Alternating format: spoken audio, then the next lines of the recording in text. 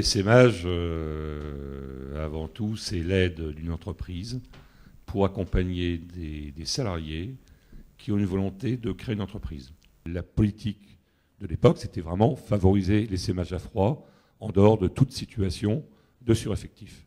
Vraiment diffuser la culture entrepreneuriale parmi les salariés. C'est la PCE qui a eu l'idée de fédérer les entreprises. Ce qui nous lie, et j'en ai touché 2 mots tout à l'heure, ce sont des règles éthiques, des règles de fonctionnement.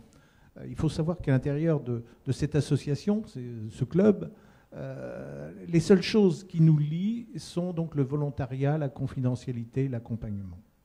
Derrière ça, chaque entreprise reste entièrement libre de la façon dont elle organise son essaimage.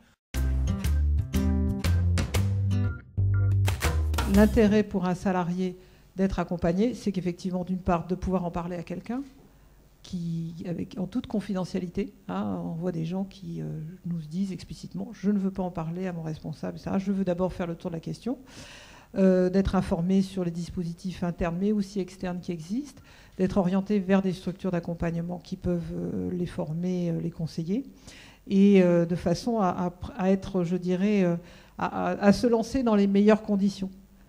Je pense que c'est ça l'intérêt. Ensuite, c'est à eux de jouer, bien sûr. Pour l'entreprise, son intérêt, c'est d'avoir une politique sociale et d'offrir une gestion de carrière à ses employés. C'est, à mon avis, le seul intérêt. La façon de penser son parcours professionnel n'est pas la même qu'il y a 20 ans ou 30 ans. Et je pense que, justement, moi j'ai eu l'occasion de discuter avec des jeunes et un peu moins jeunes. On n'a pas forcément envie, toute sa vie, de vivre dans la même entreprise, fût-elle grande, fût-elle accompagnée. On peut aller en filiale, etc. Et à un moment donné, on peut avoir envie de créer sa boîte. On demande aux gens d'être employables, d'être réactifs, d'être autonomes.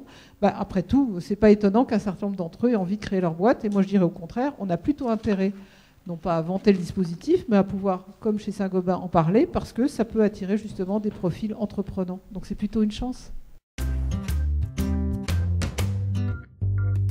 On constate chez nous que 20% à peu près des créateurs vont reprendre une entreprise d'électricité, vont se mettre dans les énergies vertes, vont se mettre dans la domotique, des métiers qui ont un lien avec Schneider.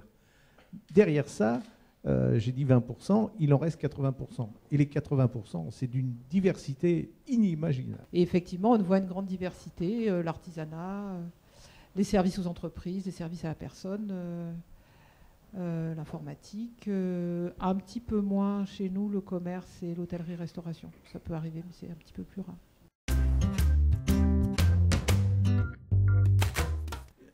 Un des apports les plus importants que je pense qu'on est à même de mettre à la disposition des salariés, c'est que, pas parce qu'on est plus intelligent que les autres, mais parce qu'on fait ça depuis quelques années, on connaît bien les réseaux de la création d'entreprises, c'est-à-dire qu'on met en contact les créateurs avec des tas de gens. L'accompagnement financier n'est pas l'unique source de réussite. Donc, mise en réseau, accompagnement financier, dispositif d'enveloppe à la formation ou à l'expertise externe.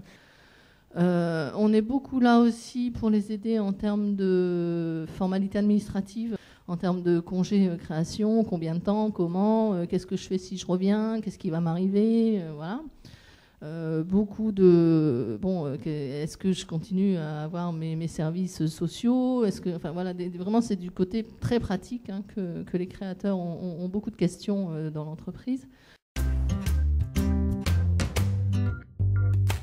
Et je pense que ce dispositif de création d'entreprise est un moyen, parmi d'autres, d'assurer cette responsabilité qui est celle de bouger les choses, de faire évoluer les esprits, de changer un peu les comportements. Après tout, c'est ça d'être une entreprise responsable.